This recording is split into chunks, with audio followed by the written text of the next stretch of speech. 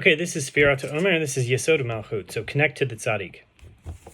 We are all connected in ways we may not even recognize. The sphere of Yesod found within our nefesh is a powerful connection to something else, tzaddik, or foundation of the world, according to Judaism. So this is a connection that is too easily overlooked and deserves to be explored further. The sephira of Yesod in our soul is an important connection to the tzaddik who acts as a mediator to HaKadosh Baruch Hu. So this connection allows us to establish a direct link to HaKadosh Baruch Hu, the Holy One, blessed be He. And the sephira of Yesod enables this connection with the tzaddik. So we are counting Yesod of Malchut. This brings us to a question. If the Yesod is a tzaddik and the Malchut is the king, isn't the king the tzaddik? Although they can both exist at the same time, this does not mean that they are one and the same. Often in Tanakh, there was a king and a prophet, each with their own role and purpose that was nothing to do with the other. So the sephira of Malchut is focused on kingship. This applies to each of us as well. We are all kings in our own domain. A real king has the desire to be humble before his spiritual leader, even though he himself is a king. In our generation, a prime minister or a president may consider themselves to be on top. However, a real king knows they are a king, but is still humble and recognizes that there is someone else above them, their teacher and spiritual leader, who is at the higher level of tzaddik. So all leaders, even those like Moshe Rabbeinu, have had a spiritual advisor. Even David HaMelech, King David, as great as a king as he was, had a teacher and was humble in front of everyone. A true king has the ability and desire to be humble before their spiritual leader and connected to tzaddik, the Yesod. So the sphere of Yesod has the power to create a connection to the tzaddik. For example, in Lag BaOmer, 600,000 people attended in Meron, the largest event ever seen in Israel, larger than any show or football game. Additionally, millions more viewed it virtually. So I don't know what year this was, but some years back. Every year, 600,000 people flock to Meron on Lag BaOmer. It's known that visiting this holy place any day of the year is possible. But why do so many come on Lag BaOmer, the 33rd day of the Omer? So a great tzaddik stays there and brings holiness to all who come. So that's why people choose to go to Meron on Lag BaOmer. People go to the grave of a tzaddik on Lag BaOmer and pray to Hashem while being in the presence of the tzaddik's soul. So many people mistakenly think they are praying to the tzaddik, but it is important to remember that prayer should be directed towards God. Praying to the grave of a tzaddik is a big sin and should never be done. However, on certain days, like Shabbat, Rosh Chodesh, and the days of the tzaddik's passing, the tzaddik's soul is especially present. People can be offered in the merit of this great soul. Prayer can be offered in the merit of this great soul. So visiting the grave of a tzaddik is not about praying to them, but rather about attaching oneself to their soul. When you attach yourself to something good, like a righteous person or a group of people, it has a positive effect on you.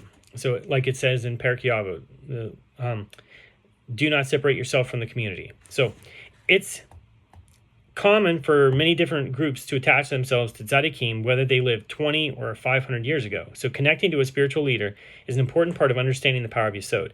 So Moshe Rabbeinu, also known as Raya Mehemna, was the ultimate leader and teacher for many people because he was a trustworthy shepherd in the eyes of Hashem.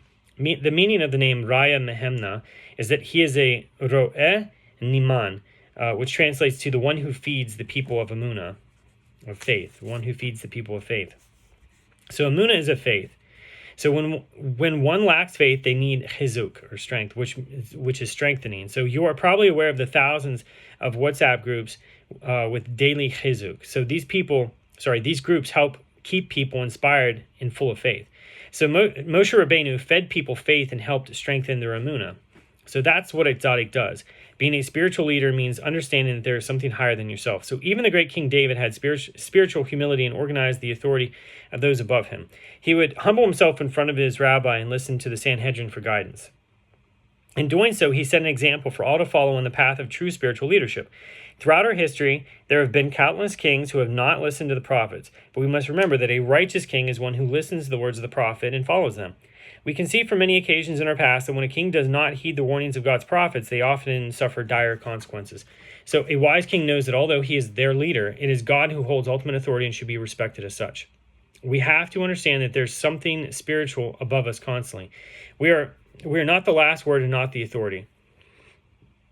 We have to recognize those above us, and we have to understand that it's Hashem who gives power and authority. So in general, when we're saying the word Yesod, the translation means a foundation. And the foundation, a good foundation, is promising that that the building, the structure, is stable. So, the Yesod of Malchut is a connection to the leadership that is above us. This will make us stable and strong. So unfortunately, many people would not accept Mashiach if he came today. They would say, no, I don't want you as my Messiah. So such a situation is truly sad. We need only to look back in history to see how there have been instances where someone has refused to accept the leader of their people. So when there is a leader above you, you have to recognize who the leader is and accept that he or she is a person above you. So the Yesod of Malchut is coming to emphasize that no matter how great you might be, if you reach great levels, there is always somebody in spiritual leadership that is above you, and you must accept it. So when you accept it and are humble, then that is what will cause this Yesod, the foundation, to be strong and stable. So if you want to practice this tefillah, you should find someone who can lead and guide you. So there are many people who follow the Torah now, Jews and non-Jews. Everyone needs somebody to help show them the way so that it is done correctly. So you cannot do it by yourself. There are a lot of people who go to bookstores, buy piles of books and start reading. That's very good. However, you need someone to correct you when you don't understand something correctly. This is why one cannot learn on their own and grow on their own, because when you are now stuck at a certain level, do you know what you need? You need someone to pull you up. So humbling yourself and finding the right leader is essential in spiritual exploration. So finding the right person to be your spiritual guide and making sure that he's not fake is important, because if you choose the wrong person, he could lead you to the wrong place. So you can't follow somebody blindly just because he's popular. As always, it's essential to pray to HaKadosh Baruch Hu to help you find the right leader for this journey.